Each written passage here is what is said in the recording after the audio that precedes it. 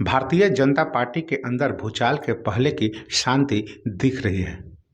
भाजपा को लोकसभा चुनाव के लिए प्रत्याशियों की घोषणा से पहले एक साथ कई मोर्चों पर लड़ाई लड़नी पड़ सकती है और यही कारण है कि बहुत कुछ अटका पड़ा है। कौन जाएगा संसद, कौन जाएगा विधान परिषद और कौन होगा रिटायर। बिहार विधान परिषद के तीनों नाम पर संशय अटके हैं। तो सबसे पहले नमस्कार, आप देख रहे हैं न्यूज जीरा और मैं आपके साथ विपिन। भारतीय जनता पार्टी ने बिहार की सत्ता में वापसी के लिए मुख्यमंत्री नीतीश कुमार की पार्टी जनता दल यूनाइटेड का दोबारा साथ स्वीकार किया है। यह दरअसल लोकसभा चुनाव के लिए भाजपा की जरूरत थी, लेकिन इस जरूरत के लिए फैसला लिए जाने के साथ ही लोकसभा चुनाव में सीट बंटवारे का गणित फंसा। भाजपाई दिग्गजों के सरकार में शामिल होने के बाद संगठन का गणित फंस गया। अब बिहार विधान परिषद की खाली हो रही सीटों के नाम पर भी बहुत कुछ फंसता दिख रहा है। कई चीजें एक साथ फंसने के नाम पर इस समय गहरी खामोशी है और कहा जा रहा है कि यह भूचाल से पहले की शांति है।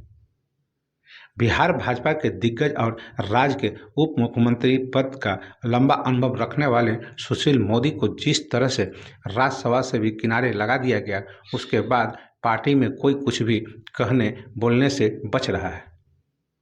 यह चुप्पी गहरी है और इसका डर उससे भी ज़्यादा गहरा है, क्योंकि लोकसभा चुनाव सामने है।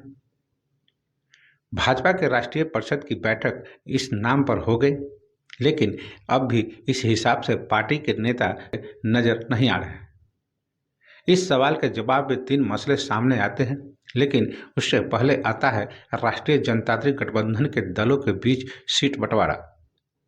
यह सीट बंटवारा हो जाता तो भाजपा कोटे की सीटों के लिए दौड़ लगाने वाले भी कुछ हद तक निश्चिंत हो जाते। फिलहाल प्रदेश अध्यक्ष की कुर्सी के लिए नया चेहरा तय करना भी मुश्किल नजर आ रहा है और यही कारण है बिहार विधान परिषद की सीटों के लिए नामों की घोषणा का मसला भी अटका हुआ है। लोकसभा चुनाव की अधिसूचना अभी जारी नहीं हुई है, लेकिन राज्यसभा के बाद अब बिहार विधान परिषद की 11 सीटों पर चुनाव की तारीखें आ गई है। 11 मार्च को नामांकन की अंतिम तारीख है और भाजपा के तीन बड़े चेहरे इस इंतजार में हैं कि उनका क्या होगा। इनमें सबसे बड़ा नाम पूर्व केंद्रीय मंत्री और भाजपा के राष्ट्रीय प्रवक्ता सैयद शाहनवाज हुसैन का है। वह राष्ट्रीय राजनीति में थे, लेकिन फिर परफॉर्मेंस खराब होने पर राज्य की राजनीति में विधान परिषद के रास्ते सक्रिय हुए। 2020 के बिहार विधानसभा चुनाव के बाद बनी सरकार में उन्होंने उद्योग मंत्री का पदभार संभाला तो काम की बदौलत चर्चा में रहे। वह राष्ट्रीय राजनीति में थे और निश्चित तौर पर भागलपुर लोकसभा सीट पर इस बार उनका दावा है। फिलहाल चूंकि वह बिहार विधान परिषद के सदस्य हैं और उनकी सदस्यता अब खत्म होने का समय आ गया है, तो बड़ा सवाल यह है कि उन्हें लोकसभा का टिकट मिलेगा या बिहार विधान परिषद में ही दोबारा मौका मिलेगा। वहीं दूसरा चर्चित नाम है राज्य के पूर्व स्वास्थ्य मंत्री और बिहार भाजपा के भूतपूर्व अध्यक्ष मंगल पांडे का। मंत्रिमंडल विस्तार में उनका नाम आ जाता तो यह पक्का हो जाता कि उन्हें बिहार विधान परिषद में वापस भेजा जाएगा, लेकिन इस नाम पर संशय अटके हैं। एक और नाम भाजपा से गृह मंत्री रह चुके डॉक्टर संजय पासवान का है। वह बिहार विधान परिषद के सदस्य हैं, लेकिन यह कार्यकाल खत्म होने को है। उनके बेटे गुरु प्रकाश पासवान भाजपा के राष्ट्रीय प्रवक्ता बन गए हैं और संगठन में सक्रिय हैं। ऐसे में डॉक्टर संजय पासवान के लिए संभव है कि भाजपा कुछ और सोचे। बिहार में मंत्रिमंडल विस्तार तत्काल हो जाए तो साफ हो जाएगा कि शाहनवाज हुसैन या मंगल पांडे के साथ क्या होने वाला है। इसके साथ ही राजग के दलों में सीट शेयरिंग की घोषणा हो जाए तो भी पक्का हो जाएगा कि भागलपुर की सीट पर हुसैन का दावा पक्का है या जनता दल यू के नरेंद्र कुमार नीरज उर्फ गोपाल मंडल की घोषणा।